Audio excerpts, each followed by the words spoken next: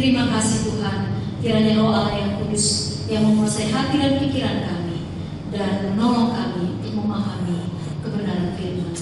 Haleluya, amin.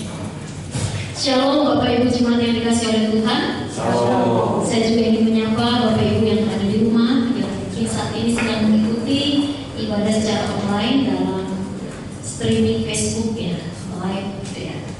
Ya puji Tuhan, pada hari ini kita akan merenungkan satu bagian firman Tuhan yang bertajuk Buah Roh adalah Damai Sejahtera. Nah tentu ini tadi pagi Bapak Pendeta kita, Bapak Gembala sudah menyampaikan dengan begitu gamblang ya. Walaupun tidak seluruhnya saya ikuti, saya bersyukur kepada Tuhan kami tidak saling mencontek, kami tidak kerjasama, telepon-teleponan Bapak mau ngomong apa gitu ya. Tapi kami itu nyonteknya ke atas. Tuhan tolong dong kasih tahu gitu ya. Kira-kira apa yang mau saya sampaikan gitu ya.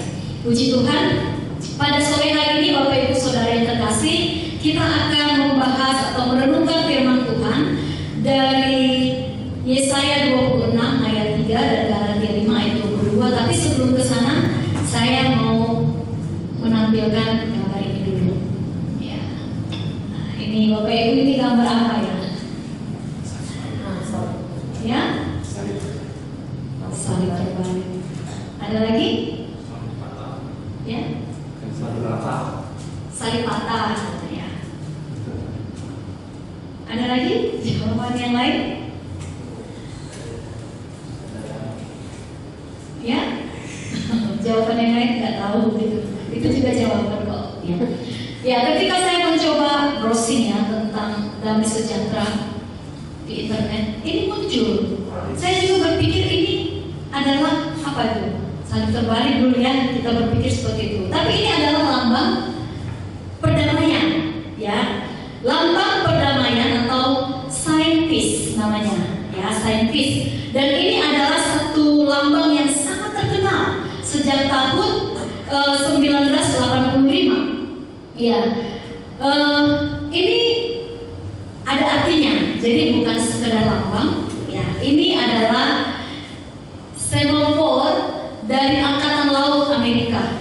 Pada waktu itu terjadi semacam demonstrasi besar-besaran ya, karena negara-negara Eropa menguasai persenjataan nuklir yang mengancam keselamatan banyak jiwa di dunia ini.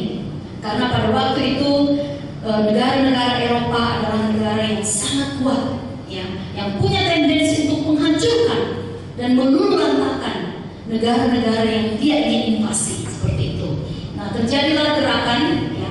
Ini adalah sandi ya, ini angkatan laut. Jadi yang tangannya ke bawah itu ya, itu artinya nuklir ya, nuklir N ya. Lalu kemudian lambang yang tangannya ke atas dan ke bawah itu adalah disarmament, artinya lucutan, perlucutan gitu ya. Jadi kemudian ditambah dengan satu lingkaran yang utuh, artinya pembebasan total, perlucutan secara total senjata-senjata nuklir demi kemanusiaan. Ini adalah upaya-upaya perdamaian yang dilakukan oleh manusia. Ya, simbol perdamaian modern yang disebut dengan peace sign ini dirancang oleh Gerald Holcomb untuk CND atau Campaign for Nuclear Disarmament, kampanye untuk perlucutan senjata nuklir di Inggris. Mereka berkumpul di satu lokasi yang namanya Trafalgar ya, ada 500 lambang-lambang seperti ini berserak ya oleh demonstran. Mereka membawa ini pada tahun 1958. Ini adalah salah satu upaya yang dilakukan oleh manusia bagaimana supaya tercipta perdamaian, terhenti dari segala pertikaian, bahkan juga perang yang mengancam kemanusiaan seperti itu. Lalu lambang yang kedua, kalau kita foto suka begini ya. Ini biasanya kita bilang apa? Peace gitu ya. Jadi kalau kampanye ini ada just apa? Paslon nomor 2 gitu. Tapi ini bukan masa kampanye ya. Tapi ini kan sangat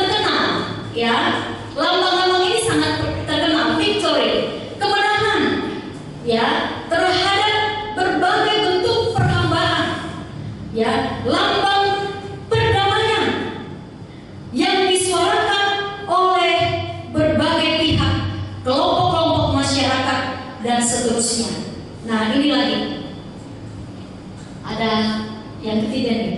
Kalau lihat bendera seperti ini, kita langsung image-nya kemana? LGBT. LGBT. Tapi secara positif, ada nggak arti lambang ini? Lambang apa ya? Pelangi.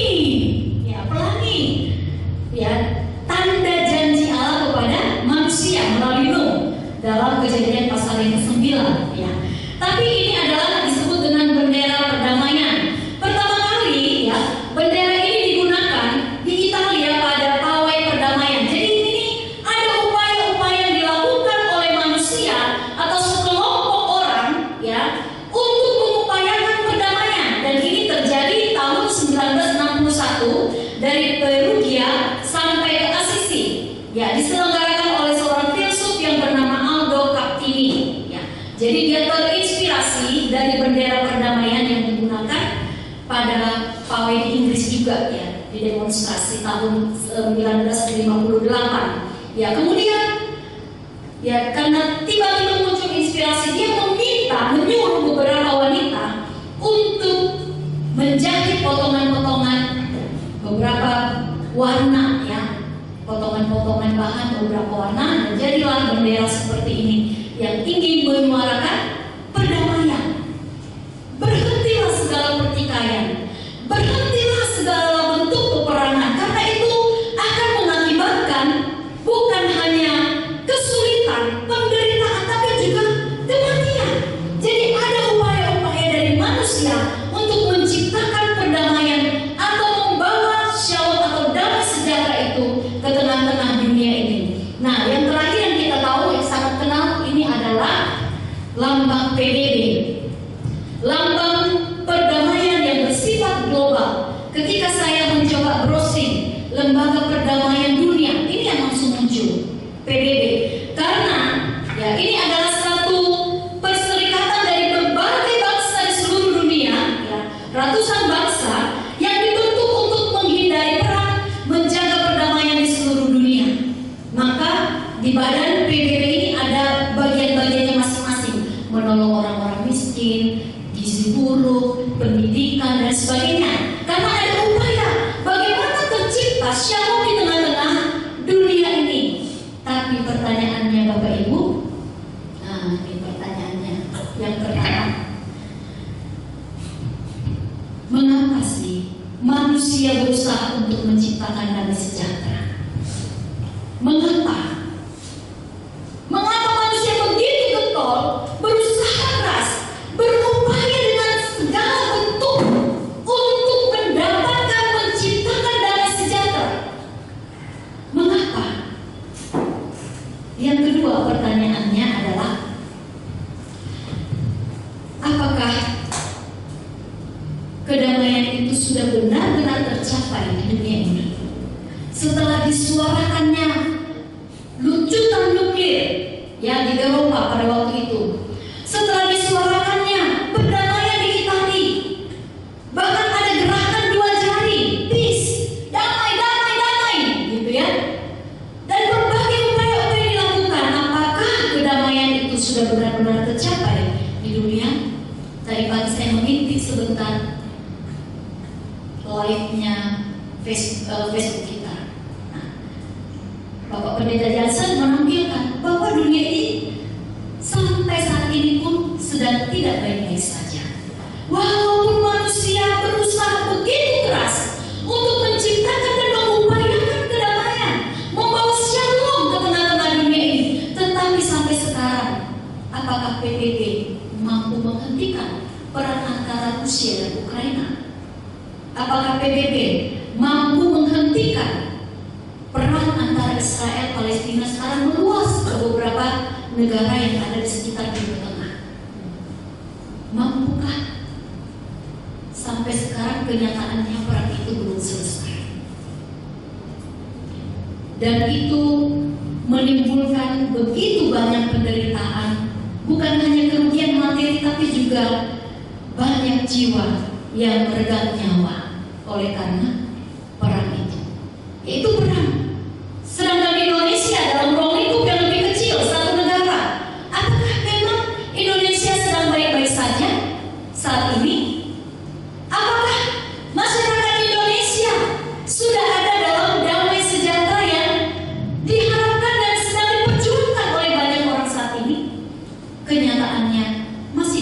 tindakan kriminal yang terjadi, ya. Bukan antara orang yang tidak dikenal dengan orang yang tidak dikenal, tapi dalam ruang lingkup keluarga sendiri, ya. Terjadi pembunuhan terhadap anggota keluarganya.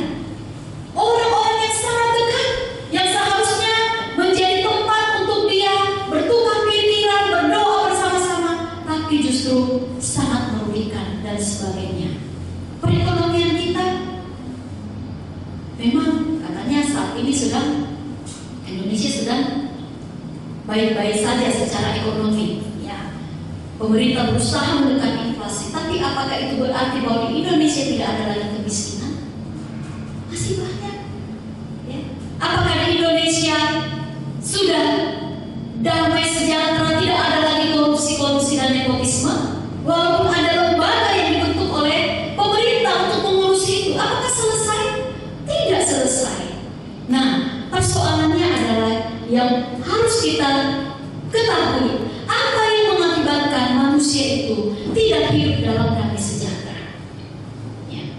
Mengapa manusia ingin sekali mengupayakan damai sejahtera, ya? Kalau kita melihat kepada apa yang Tuhan sudah firmankan, ya, di gambar yang pertama ini, gambar sekolah ini, itu garis pembatas itu bukan karena kabur, tapi memang begitu gambarnya, bahwa ketika manusia memilih tidak taat kepada firman Allah, memilih untuk lebih menaati keinginan hatinya, ya, dan akhirnya keinginan itu dibuat dan menjadi dosa. Pada saat itu manusia terpisah dari Allah, manusia menjadi berdosa, ya. Dari manusia yang pertama ini, maka dia akan memperanakkan generasi-generasi yang berdosa, yang dikandung dalam dosa, ya. Dan kemudian, ya, dosa yang sudah menjadi sinful nature, ya, sudah naturnya manusia, karena manusia itu dari sononya udah berdosa, maka ada disebut ini, let me in, since let me in.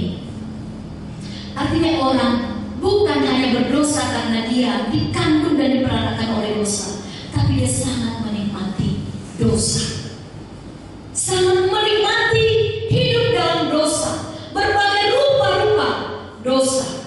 Dan kita tahu bahwa akibat daripada dosa, pemberontakan terhadap Allah, akhirnya yang terjadi adalah hubungan manusia dengan Allah rusak, ya. Manusia terpisah dari Allah, hubungan manusia dengan sesamanya rusak, hubungan manusia dengan dirinya sendiri rusak, hubungan manusia dengan alam ciptaan Tuhan yang lain juga rusak.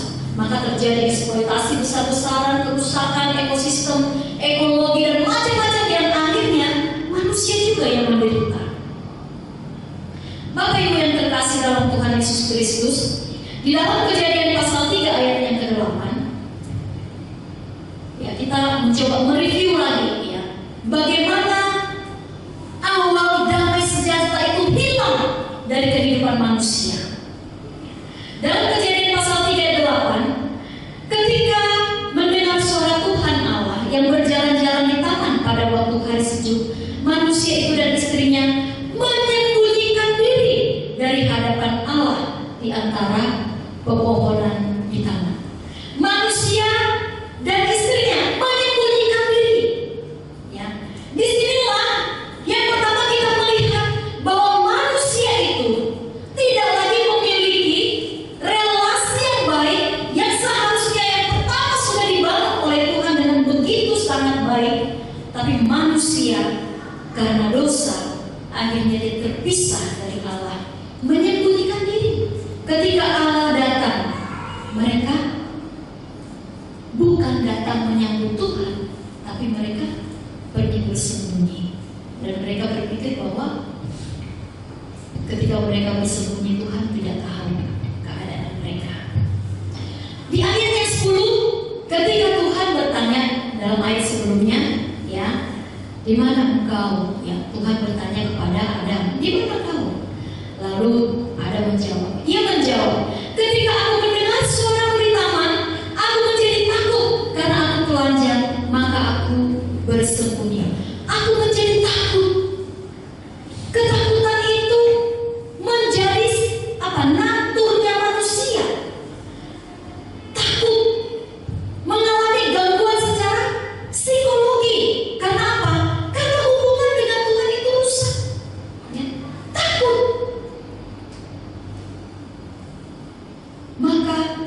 bersembunyi. Manusia tidak lagi confidence, tidak lagi nyaman, bahkan dengan dirinya sendiri. Ketika Tuhan bertanya kepada laki-laki itu, pada manusia itu, apa yang dia lakukan? Dan dia menjawab begini, jawab manusia itu, perempuan yang kau berikan di sisiku, dialah yang memberi buah dari pohon itu kepadaku dan aku makan. Nah, di sini mulai rusak hubungan dengan sesama. Ya. Dia tidak bertanggung jawab, tetapi yang dia jadikan kambing hitam adalah istrinya. Ya, di sini mulai dia membenarkan diri, membenarkan tindakannya dengan cara mempersalahkan istrinya. Bukankah natur-natur seperti ini juga masih terdapat pada manusia zaman sekarang? Saya tidak tahu apakah natur-natur seperti ini juga masih ada pada diri kita. Ketika kita didapati melakukan satu kelalaian, lalu kita tidak langsung mengatakan minta maaf, tapi kita mencoba mencari orang yang bisa kita jadikan kambing hitam untuk dipersalahkan atas perbuatan kita, atas kelalaian kita. Ya, jadi hubungan manusia dengan sesamanya sudah mulai rusak di sini. Kejadian 3:13 lagi. Berfirmanlah Tuhan Allah kepada perempuan itu, apa yang telah kau perbuat ini? Kata perempuan itu, ular yang memperdayaku, maka aku makan. Itu loh, ular itu ciptaan Tuhan. Ular itu katanya apa? Binatang yang paling cerdik, binatang darat yang paling cerdik yang Tuhan ciptakan. Tapi dia suruh aku makan. Jadi kalau saya melihat secara keseluruhannya, sebenarnya manusia itu ketika dia jatuh ke dalam dosa, damai sejahtera sudah tidak ada lagi, dan hilang.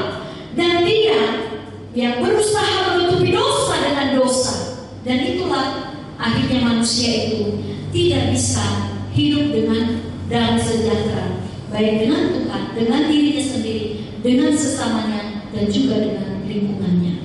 Dosa mengakibatkan permusuhan. Kalau kita baca lagi ayat-ayat selanjutnya, ya, akhirnya tercipta permusuhan, terdapat penderitaan. Ya, Tuhan mengutuk tanah karena dosa Adam. Ya, terkutuklah tanah karena engkau. Manusia jadi susah hidupnya, mengalami kesulitan, dan ini menjadi antitesis dari Kejadian 1 ayat 31, yang mana di situ dikatakan Allah melihat segala yang dijadikannya itu sungguh amat baik. Bapak Ibu jemaat yang dikasih oleh Tuhan Yesus Kristus, dosa mengakibatkan manusia kehilangan damai sejahtera, dan manusia berupaya untuk menyelesaikannya dengan segala usaha, dengan usaha yang keras untuk menciptakannya kembali. Tapi kenyataannya, sebagaimana pertanyaan saya tadi, apakah damai sejahtera itu sudah benar-benar tercapai dan terjadi, dinikmati oleh umat manusia sekarang ini? Kita jangan bicara umat manusia dulu deh, keluarga gimana? Ya, dari ruang lingkup yang paling kecil dan paling dekat dengan kita, bagaimana dengan keluarga? Apakah keluarga kita sudah benar-benar menikmati damai sejahtera yang kita coba upayakan? Ya, banyak kan sekarang semacam seminar-seminar bagaimana membangun rumah tangga yang harmonis, ya, menyediakan waktu dan sebagainya, menabung, pergi liburan dan sebagainya. Tapi apakah semuanya itu benar-benar telah memberikan damai sejahtera dalam kehidupan kita? Bapak Ibu yang terkasih dalam Tuhan Yesus Kristus, apakah mungkin damai sejahtera itu benar-benar dapat dinikmati dengan cara-cara manusia? Ya, kalau kita melihat istilah damai sejahtera dalam bahasa Alkitab Perjanjian Lama itu biasanya shalom, gitu ya. Shalom itu memang biasanya digunakan untuk sapaan atau untuk menanyakan kabar, ya, untuk menanyakan kabar. Tapi kalau kita melihat, ya, istilah shalom ini sendiri, istilah damai sejahtera di dalam Perjanjian Lama itu terdapat 429 kali dalam 400 ayat.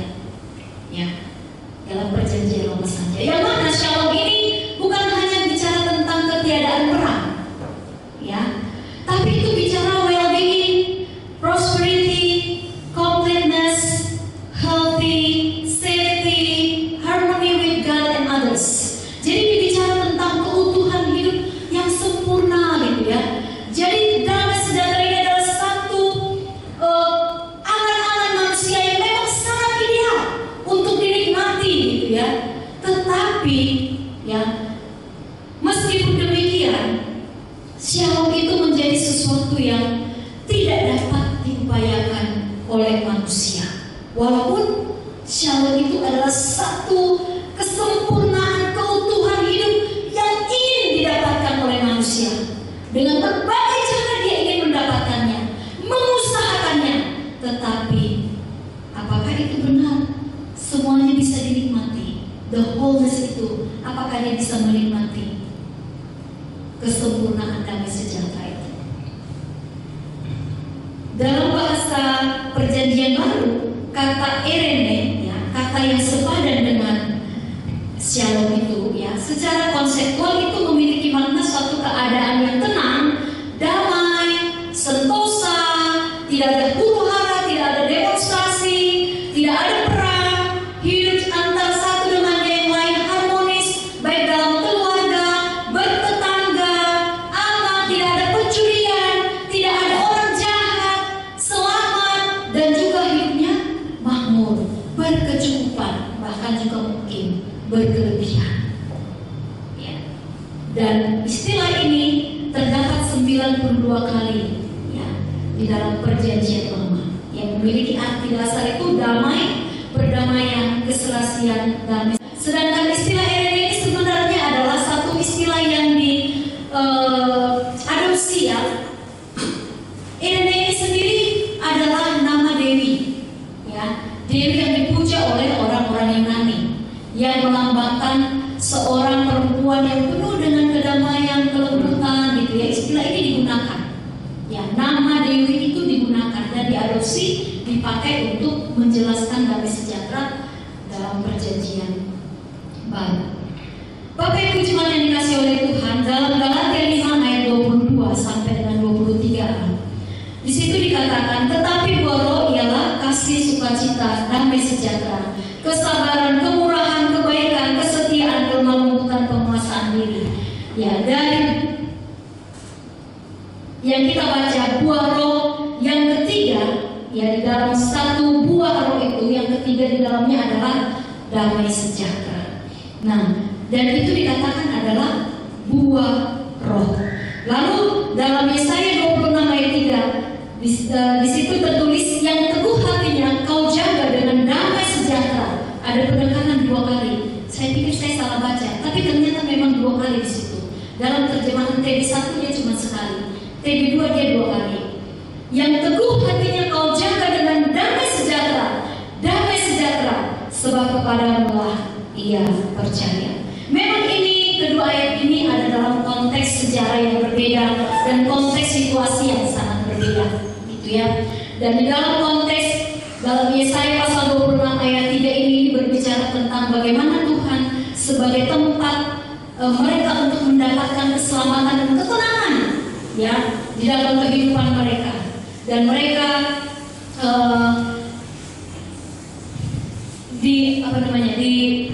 dimotivasi gitu ya oleh kebenaran firman Tuhan bahwa orang-orang yang benar, orang-orang yang berharap, orang-orang yang berpaut hatinya kepada Tuhan, mereka lah yang akan menikmati damai sejahtera.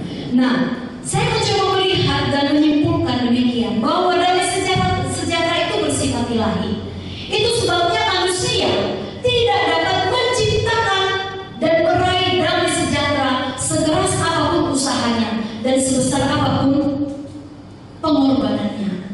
Manusia tidak mungkin dapat menghasilkan, menciptakan damai sejahtera, karena damai sejahtera itu bersifat ilahi. Mengapa damai sejahtera itu bersifat ilahi? Karena damai sejahtera itu sendiri bersumber daripada Allah, bukan daripada manusia, atau bukan dari situasi yang diciptakan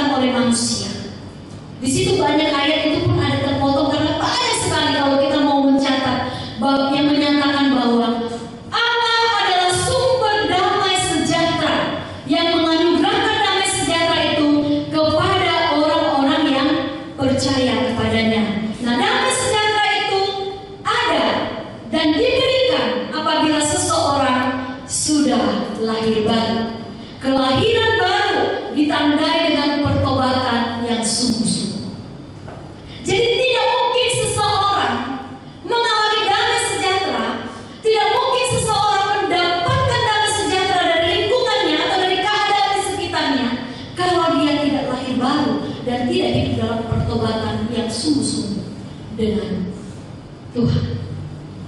Karena apa? Karena damai sejahtera bersumber daripada Tuhan, bukan dari kita. Damai sejahtera itu diberikan kepada seseorang melalui karya Roh Kudus. Itulah sebabnya dalam Galatia pasal 5 ayat 22 dikatakan, tetapi buah roh ialah kasih, sukacita, damai sejahtera, dan seterusnya. Artinya itu adalah sesuatu yang muncul, yang lahir, yang tercipta dari kehidupan seseorang yang dirinya, hidupnya dikuasai, dikendalikan oleh Roh Kudus. Kalau kita tidak dikuasai, tidak dikendalikan oleh Roh Kudus, kita masih hidup dalam keinginan daging kita, maka nonsenslah. Tidak mungkin kita menikmati dan mengalami damai sejahtera. Damai sejahtera yang daripada Allah itu tidak berbicara tentang, bukan hanya berbicara tentang keadaan, ya. Damai sejahtera yang dialami, dinikmati, yang dihasilkan oleh karya Roh Kudus dalam kehidupan orang percaya tidak ditentukan oleh situasi. Apakah itu situasinya baik-baik saja atau tidak baik-baik saja? Tidak ditentukan oleh itu, tetapi itu adalah yang dikaryakan Roh Allah yang kudus yang ada di dalam diri kita. Seseorang yang memiliki dan mengalami damai sejahtera adalah orang yang hidupnya dipimpin oleh Roh Kudus. Bapak Ibu jemaat yang dikasihi oleh Tuhan Yesus Kristus, sebagai pertanyaan refleksi bagi kita, maukah saudara hidup dalam damai sejahtera? Apakah Bapak Ibu Saudara mau hidup dalam damai sejahtera? Ingat, itu bukan satu upaya yang kita dapat kejar dan kita dapat upayakan dengan cara-cara kita. Walaupun kita mengumpulkan seluruh lembaga-lembaga besar di dunia ini untuk mencapai damai sejahtera, tapi dia tidak akan pernah kita alami karena dia bersifat ilahi. Maka itu berbicara bagaimana hidup kita dipimpin oleh Roh Allah yang kudus. Oleh sebab itu, Bapak Ibu jemaat yang dikasihi oleh Tuhan, berilah hidupmu dikuasai oleh Roh Kudus. Karena ketika engkau dikuasai, dikendalikan oleh Roh Kudus, maka karya Roh Kudus itu akan menciptakan damai sejahtera di dalam hidupmu. Walaupun mungkin saat ini engkau sedang mengalami situasi yang tidak baik, mungkin sedang dalam kesulitan, mungkin sedang dalam masalah. Apakah masalah rumah tangga, pekerjaan, anak-anak, pendidikan, masalah dengan keluarga besar? Mungkin bisa jadi. Tetapi ketika Roh Allah, Roh Kudus itu ada di dalam hatimu, engkau akan dapat melewatinya. Dan damai sejahtera yang daripada Tuhan akan memampukan engkau melalui berbagai pergumulan dan tantangan itu. Maka engkau tidak lagi mencarinya kepada dunia, tidak mencarinya kepada teman-teman, tidak mencarinya kepada orang-orang tertentu, tetapi itu adalah pemberian Allah melalui karya Roh Kudus di dalam hati kita. Bapak Ibu yang terkasih dalam Tuhan Yesus, kiranya Tuhan menolong kita semua. Kiranya Tuhan memberkati kita. Biarlah Roh Kudus yang memampukan kita, yang menolong kita hidup dalam damai sejahtera, meskipun di tengah-tengah dunia yang tidak baik-baik saja, ataupun di tengah-tengah kondisi kita saat ini yang sedang tidak baik-baik saja. Tetapi kiranya damai sejahtera yang daripada Allah, yang melampaui segala akal dan pikiranmu, itulah yang memenuhi kehidupanmu. Amin. Mari kita berdoa. Bapa di surga, kami datang kepadamu bersyukur untuk kebenaran firman Tuhan. Kembali kami diingatkan Tuhan bahwa dunia ini tidak dapat memberikan kedamaian bagi kami. Betapa besar pun upaya, kekuatan, dan berapa banyak pun dana yang dikumpulkan untuk menciptakan damai sejahtera di tengah-tengah dunia ini, Tetapi Tuhan, terbukti sampai saat ini di dunia ini tidak kami dapati damai sejahtera kecuali di dalam Engkau, ya Tuhan Allah kami. Meskipun saat ini Tuhan tahu bahwa kehidupan kami, kondisi yang kami sedang alami, ada hal-hal yang menjadi pergumulan kami, ada tantangan-tantangan yang Tuhan izinkan kami lalui. Tetapi Roh Allah yang Kudus menolong kami, memampukan kami tetap hidup dalam damai sejahtera, dalam ketenangan. Kami tetap mengalami kedamaian dan pengharapan di dalam Tuhan. Bahkan damai sejahtera itu memberikan kami kekuatan untuk melangkah hari lepas hari, memampukan kami untuk melihat masa depan yang penuh harapan itu di dalam Tuhan. Oh Tuhan, kiranya Engkau-lah yang menolong setiap jemaat-Mu, bahkan juga Bapak Ibu Saudara yang mengikuti ibadah ini secara online. Tuhan tahu dan Tuhan mengenal, bahkan Engkau mengetahui apa yang tersembunyi di dalam lubuk hati mereka yang paling dalam. Ada masalah-masalah yang mereka alami saat ini. Mungkin itu masalah sakit penyakit, mungkin itu masalah pekerjaan, mungkin itu masalah rumah tangga, mungkin itu masalah anak, masalah pendidikan, dan masalah-masalah yang lainnya. Oh Tuhan, biarlah Engkau menolong mereka, biarlah Engkau melawat kehidupan mereka, biarlah Roh Allah yang Kudus yang mengerjakan damai sejahtera itu di dalam hati mereka, yang membuat mereka tetap kuat, tetap teguh, kokoh berdiri dalam iman dan pengharapan mereka kepada Tuhan Allah kami yang hidup. Terima kasih Bapa, di dalam nama Tuhan Yesus Kristus kami mengucap syukur untuk firman-Mu, dan kami serahkan hidup kami untuk senantiasa dipimpin oleh Roh-Mu yang kudus. Haleluya. Amin. Jemaat yang dikasihi oleh Tuhan, saya mengundang untuk